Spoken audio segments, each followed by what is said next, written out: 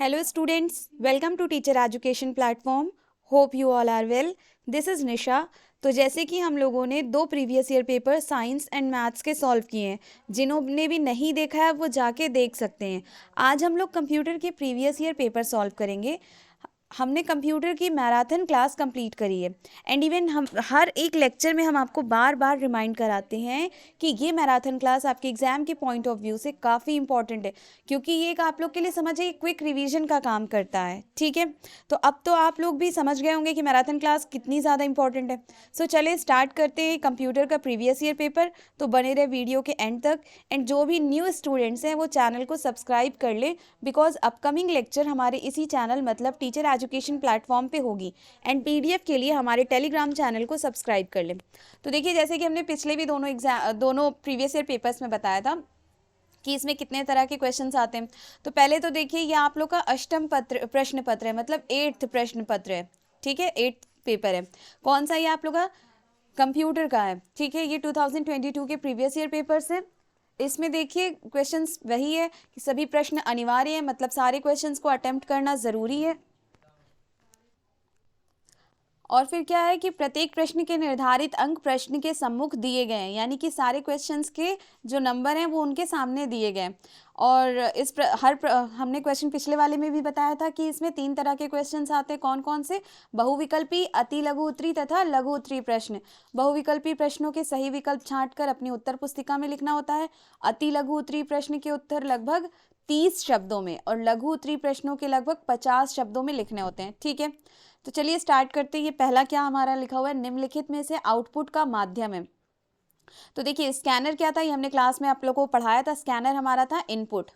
ठीक है, यानी कि हमारा गलत हो गया। माउस भी हमारा इनपुट था, तो ये भी गलत है। प्रिंटर भी हमारा नहीं, प्रिंटर हमारा क्या होता है? आउटपुट। आउटपुट में क्या क्या रहता है? आउटपुट में हमारा होता है मॉनिटर और प्रिंटर। ठीक है, ये हमारे आउटपुट होते हैं। तो ऑप्शन नंबर 3 जो है वो हमारा सही है। नेक्स्ट क्या कह रहा है? कंप्यूटर स्क्रीन के बैकग्राउंड को किस नाम से जाना जाता है? तो ये विंडो के नाम से जाना जाता है। हार्डवेयर शब्द का अर्थ क्या होता है? भौतिक पुर्जों से। आप लोग को याद होगा जब हमने पढ़ाया था कंपोनेंट ऑफ कंप्यूटर, तो हमने कहा था 2 तरह के होते हैं, एक हार्डवेयर और एक सॉफ्टवेयर। हार्डवेयर वो होते हैं जिन्हें हम हाथ से टच कर सकते हैं, कंप्यूटर के वो पार्ट्स, और सॉफ्टवेयर वो होते हैं जिन्हें हम टच नहीं कर सकते। तो यहाँ पे भौतिक पुर्जों से हमारे हार्डवेयर है। कुंजी पटल का दूसरा नाम क्या होता है? कीबोर्ड होता है। साइंटिफिक मोड किस एप्लीकेशन का भाग है? वो है कैलकुलेटर का। अब देखिए, ये अति लघु उत्तरी प्रश्न, ये क्या कह रहा है? नए सॉफ्टवेयर को इंस्टॉल करने के कितने तरीके होते हैं? तो नए सॉफ्टवेयर को इंस्टॉल करने के सिर्फ और सिर्फ 2 तरीके होते हैं। कौन कौन से? पहला होता है सीडी या डीवीडी से सॉफ्टवेयर इंस्टॉल करना, और दूसरा होता है इंटरनेट के थ्रू सॉफ्टवेयर को इंस्टॉल करना। नेक्स्ट कह रहा है लाइट पेन क्या है? तो लाइट पेन एक हार्डवेयर है।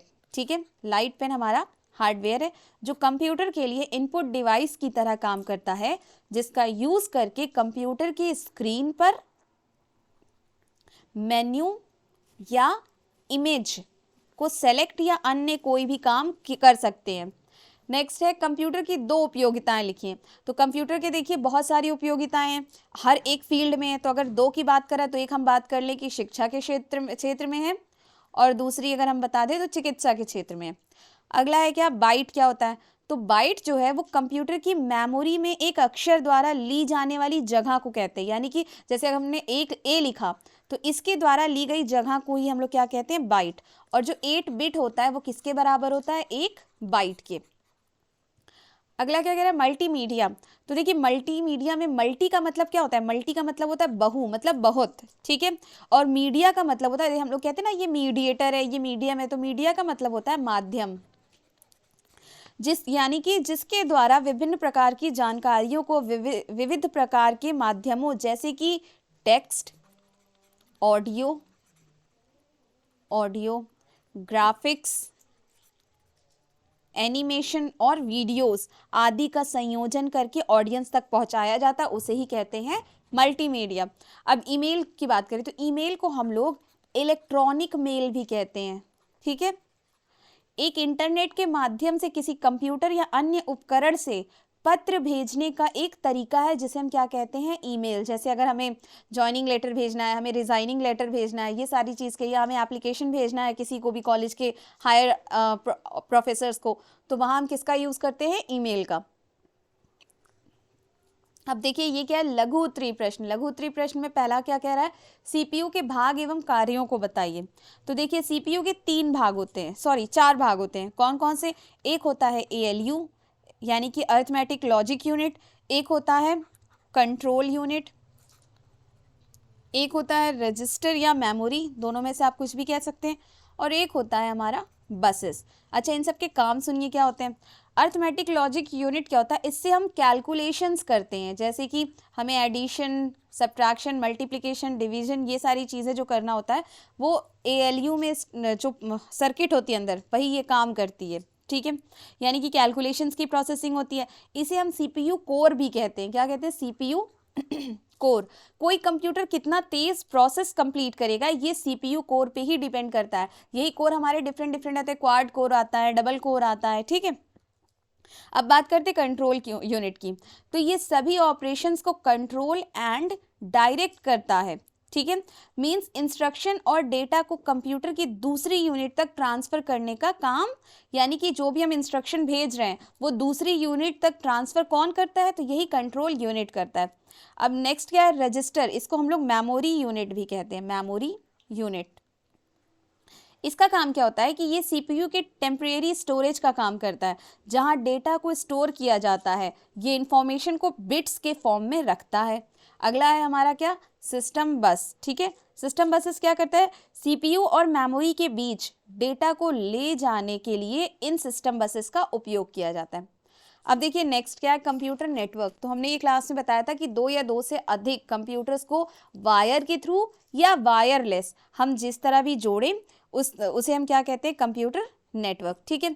इसमें सर्वर की भूमिका क्या होती है, तो देखिए तो सर्वर जो हमारा होता है वो एक तरह के कंप्यूटर ही होता है। क्या करता है, जो दूसरे कंप्यूटर्स और यूजर्स को सेवा प्रदान करता है। मतलब जैसे सर्वर का काम क्या है, इंटरनेट के यूजर्स को सेवा देना, यानी यूजर्स को वो सभी जानकारी देना जो वो जानना चाहता है। जैसे कि हम लोग क्या करते हैं, यूट्यूब में वीडियोस देखते हैं या फिर कोई इन्फॉर्मेशन हम अपने डिवाइस के वेब ब्राउजर में जाकर के सर्च करते हैं, तो ये सारा काम कौन करता है, सर्वर करता है।